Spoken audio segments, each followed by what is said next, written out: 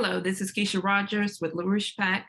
I recently published an article on the LaRouche PAC website titled Treason in High Places, Build Back Better Will Destroy NASA. And this is exactly what's happening right now. For those who had an opportunity to read the article, what I stressed in it was a recent visit by the phony Vice President Kamala Harris and NASA Administrator to the Goddard Space Center to push the agenda of the Build Back Better climate agenda that has just developed at COP26 and making NASA into an extension of the global surveillance state. Well, that's exactly what they're doing right now. But what I stressed in the article most emphatically is the crime and sabotage that's being done against the visionary leadership that was set into motion by President Trump to restore our commitment to scientific progress and to the space program with his vision for the Artemis mission to land the first woman and next man on the moon by 2024.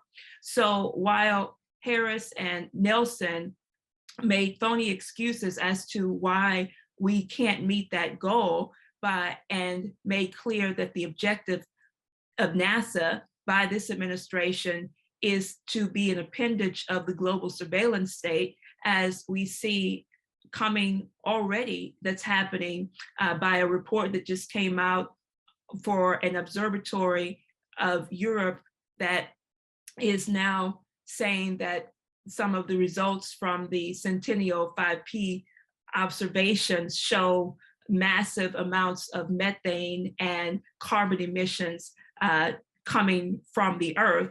That obviously that's what their focus is. But let's get to the core of the matter here and why this is just fascist sabotage and it has to be stopped.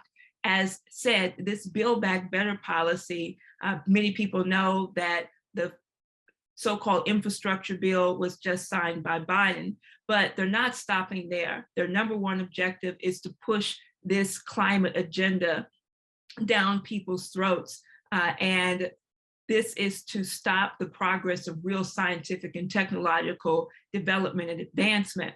And so recently, after I posted the article that I wrote, going after the absurdity of this agenda that was laid out to make NASA into an appendage of the global surveillance state for the climate change agenda, it has now been further developed that the intention to push the policy of the Artemis program for 2024 has now been set off indefinitely. Just a few weeks ago, we heard that the program would not be able to go forward in time and that it would be put off until 2025 for the human landing on the moon by 2024. And now, just recently, there was a 73-page report that was released by the Office of the NASA OIG. And what this report goes through is, remember this NASA OIG released a report back about a year ago, not earlier this year, should I say. And what they stated was that it would not be technically feasible to meet the goal of a 2024 lunar landing, human landing, because we wouldn't have the spacesuits ready in time. So now in this new report, they continue to make that claim, but in addition to that, they are making the claim that the program was never technically feasible in the first place. They're making the claim that it does not actually represent reality in terms of the ability to meet such goals, because over the past 15 years, that any kind of program that has been initiated has taken at least 8.5 years or so, when this program is being suggested for half that time. They also try to make the point that, an absurd point at that, that we cannot meet the goal of the Artemis mission because of the fact that we will, because of the fact that it's not technically feasible, nor do we know the full extent of the cost.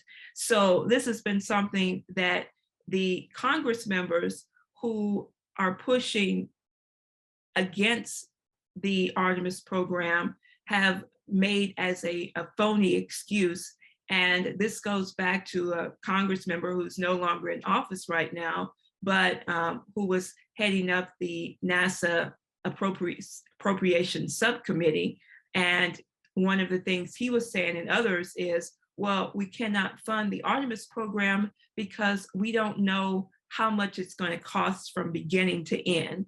And that other people made insane excuses and remarks on, like, saying certain things such as, well, when you go in and buy a car, you don't just ask how much it's going to cost for the down payment. You want to know how much the whole thing is going to cost, as though this is about buying a used car or something and not about the advancements in scientific and technological breakthroughs.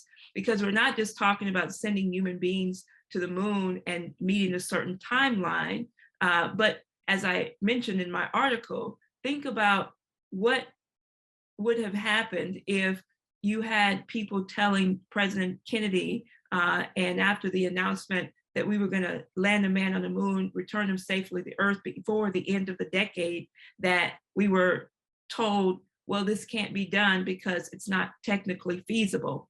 Well, that wouldn't have flown. And today, we cannot allow the sabotage on the Artemis program to get away. Now, I have to tell you what's interesting about it is that recently they're still sort of putting indications out there just to keep people happy and to not make it sound as though they want to eliminate the entire program. But when you don't have a timeline and a solid mission orientation, it's just going to completely slip away. For example, it was just announced that NASA awarded a $77.5 million contract to Intuitive Machines for the development of delivery of lunar payloads to the moon by 2024. And this is part of the NASA CLIPS program. So this is actually being extended out, just like the Artemis 1 program. We just found out that Artemis 1 had just been stacked with the SLS and the Orion rocket on top. And the plans were that it would be launched by this month in November of 2021, and then it got pushed off to February of 2022, and now it's being stated that it may possibly be sometime in the summer of 2023. And so now, where are we going with this? What is our objective in terms of meeting a goal, a timeline, and saying that we're going to deploy all of our resource, all of our talents to get this done? And we can use the excuse also that, oh, we have COVID and COVID set us back. Well, we saw what NASA was able to accomplish even in the midst of the coronavirus pandemic. And the reality is they want to use that to, as we see right now with the using of the vaccine mandates and mask mandates and so forth, to shut down and to destroy what needs to be done in terms of a rapid pace of motion and development for NASA to meet these goals. So again, it's not a matter of that it's not technically feasible. It's a matter of it must be done. This is a priority for our nation, for pulling the nation out of the current economic breakdown crisis that we're in the midst of right now. And this gets me to the point of what Lyndon LaRouche understood about the need for a science drive or mission orientation that was going to unleash the productive powers of labor of your population and your society. This is why, if you go back to the policies that were being adopted in the mid 1980s, which Lyndon LaRouche was very much in the center of, that some people remember LaRouche's, the adoption of the Strategic Defense Initiative by President Ronald Reagan. And many people don't know what was at the center of that Strategic Defense Initiative, which is a longer discussion, but I want to make the point here that that initiative had a science driver goal to it, which was a Moon-Mars colonization program. And this was something that Lyndon LaRouche was directly at the center of as the mastermind, if you will, for the program that was adopted for the Strategic Defense Initiative.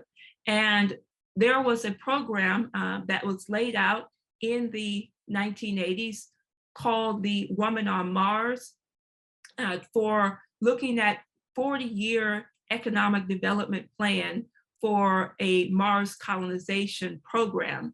And Lyndon LaRouche laid this out emphatically. And what he made the point of in an article that he wrote at that time called "The Science and Technology Needed to Colonize Mars" is that it was not a question of whether or not such a program would be technically or economically feasible. It was technically and economically feasible because of what we had accomplished already under President John F. Kennedy and the Apollo program. And so because of the breakthroughs that we had made, the problem that we faced then, going back to the same fascist agenda of the environmentalist Malthusian agenda and the budget cutters, the accountants who took control of the space program, is one that we made very clear had to be stopped. And today is a new opportunity for us to make sure that we don't allow for this sabotage to the future of humanity to take place again. We, as the President Trump initiated the Artemis program, he made the point that we were initiating what had been done for well over 50 years since the last time we landed human beings on the moon in 1972.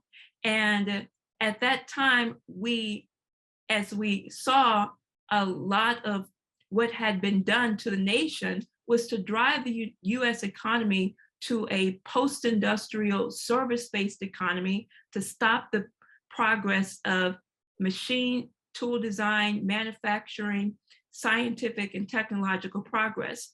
And this is what was at the center of Lyndon LaRouche's program for a Mars colonization, is he laid out some of the most necessary advancements that would be needed to accomplish that goal. First of all, some of the developments around energy density, fusion, nuclear development, fusion development, optical biophysics, and some advancements in the technologies that were needed to make a breakthrough here on Earth.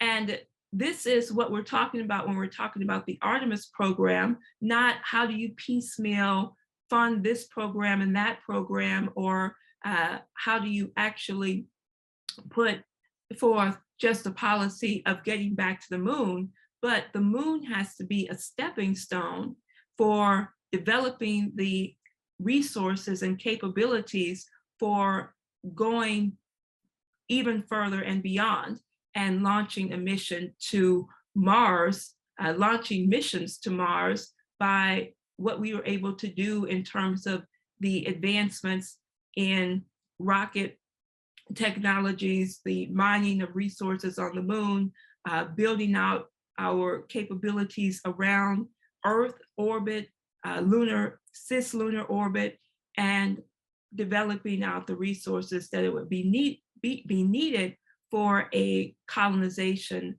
of Mars. So I just wanted to put that out there right now because I think we have to really have a full imagination, unleashing of the imagination of, what it is that we want to create, where we're going, why this is not just an isolated program. We need a renewed national mission and commitment. We need to unleash all of these skills and talents of our population, where you have a population right now that doesn't have a sense of a vision because that's been taken away from them.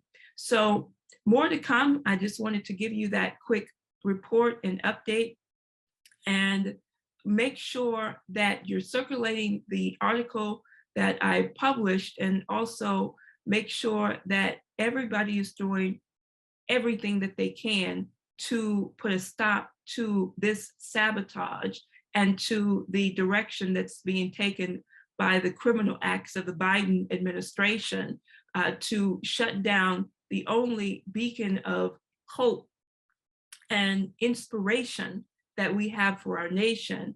And we have to make sure that we stay on course, stay on the timeline, that this whole operation, this 73-page report that's been written by the Office of the Inspector General for NASA, saying that it's not technically feasible to meet the goals of Artemis, are a bunch of BS and has to be stopped and has to be rejected now.